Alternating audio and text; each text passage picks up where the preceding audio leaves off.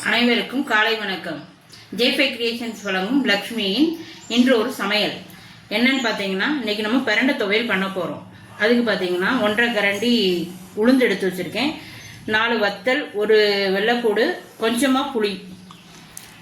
பார்த்தீங்கன்னா இந்த இருக்கு பிரண்டை. இந்த பிரண்டையை எடுத்து இதே மாதிரி எடுத்து சுத்தம் பண்ணி பொடிசாக வெட்டி வச்சுருக்கேன்.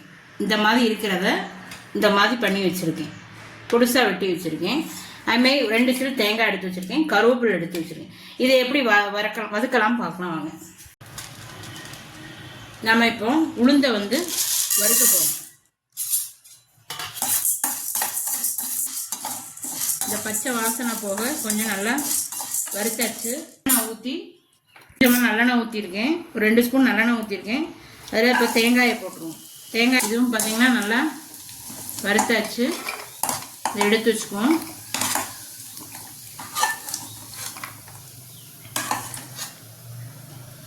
இதுக்கு அடுத்து பார்த்தீங்கன்னா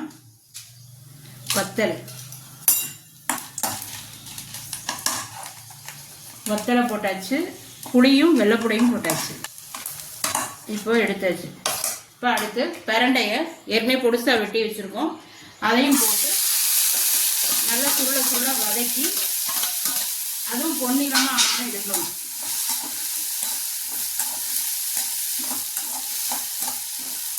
இது கொஞ்சம் வதங்கிறதுக்கு கொஞ்சம் உப்பு போடணும்.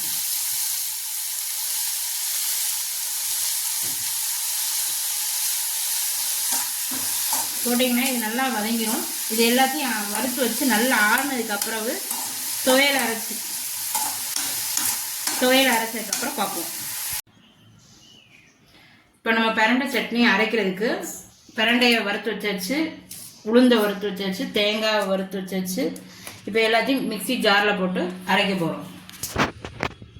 இப்போ நம்ம பிரண்டை சட்னி அரைச்சி வச்சிட்டோம். இதுக்கு தாளிச்சிடுவோம். அடுப்பில் பாருங்கள், கடுகுளுந்தம்பர் போட்டாச்சு, பொரிஞ்சிட்டு பிரண்டை சட்னியை இப்போ தாளித்து கொட்டியாச்சு. இதை சாப்பிட்டோன்னா மூட்டு வலி, கால் வலி இருக்கிறவங்களுக்கு இது ரொம்ப நல்லது. இந்த ரெசிபி உங்களுக்கு பிடிச்சிருந்தா லைக் பண்ணுங்கள், ஷேர் பண்ணுங்கள், கமெண்டில் உங்கள் கருத்துக்களை சொல்லுங்கள். பாய்.